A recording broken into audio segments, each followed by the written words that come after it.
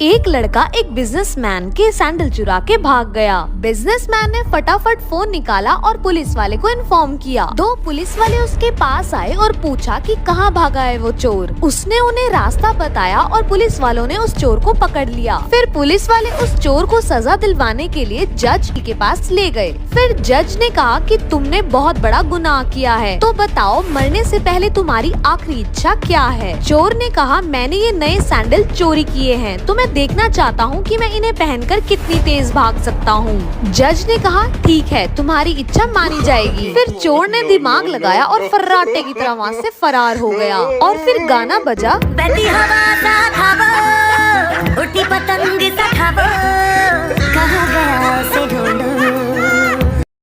America में जब कोई डिप्रेशन में जाता है तो वो डिप्रेशन की गोली ले लेते हैं। जापान में जब कोई डिप्रेशन में जाता है तो वो डिप्रेशन निकालने के लिए घर की चीज़ों को तोड़फोड़ करने लगते हैं।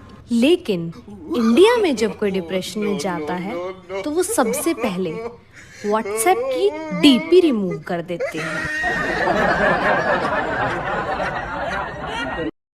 दोस्तों, दो लड़के लड़की शादी करना चाहते थे, लेकिन लड़की का बाप चाहता था कि शादी ना हो। इसलिए उसने लड़के के सामने एक शर्त रखा कि अगर बारात में कोई भी बूढ़ा आदमी आया तो शादी नहीं होगी। लड़के ने मजबूरी में शर्त मान ली। जब बारात लड़की के घर जाने के लिए निकलने वाली थी, तभी लड़के के नाना ने कहा, मैं भी जाऊंगा बारात। लोगों ने समझाया कि अगर आप गए तो शादी नहीं होगी। नाना बोले, चाहे कुछ भी हो, लेकिन मैं जाऊंगा। लोगों ने फैसला किया कि बूढ़े नाना को डिग्गी में बैठा लो, लेकिन उन्हें बाहर मत निकालना। नाना को डिग्गी में डाल दिया गया। जब बारात पहुंची तो लड़की के बाप ने फिर से टांग अड़ा दी और लड़के से कहा, शादी तभी होगी जब तुम पास के इस तालाब से पानी की जगह दूध बहवा दो। बारातियों ने कहा, यह तो पॉसिबल नहीं है। बारात वापस आने लगी, तभी नाना ने डिग्गी से आवाज लगाई, बस इतनी सी बात के लिए तुम सब वापस जा रहे हो? जाओ, जाकर लड़की के बाप से कह दो कि हमने दूध का इंतजाम कर लिया है, आप तालाब का पानी खाली करा दो।